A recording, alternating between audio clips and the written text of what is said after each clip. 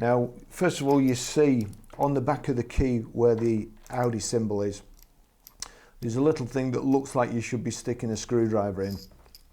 Only use that as a last resort. Normally, if you just put pressure on the key like so and pull using a wiggling motion, that comes away.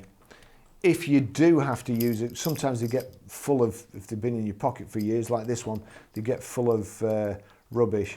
I would get a tiny screwdriver and just turn it there. Don't press, just in there and turn. That'll separate it. If you press, you'll end up sticking the screwdriver through your hand. So pull that apart, then this flips off. You can usually do that with your thumb. If not, you need a pound coin, just flip it off. The battery's in there. When you flip this off, be careful of that. That's the contact that goes onto the circuit board. If you're not careful, you get the edge caught underneath those little lugs and you end up either breaking them or bending them out of shape. So be careful when you're doing that.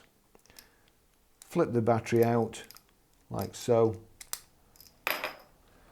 That battery is a CR 2032. So back in. Oops.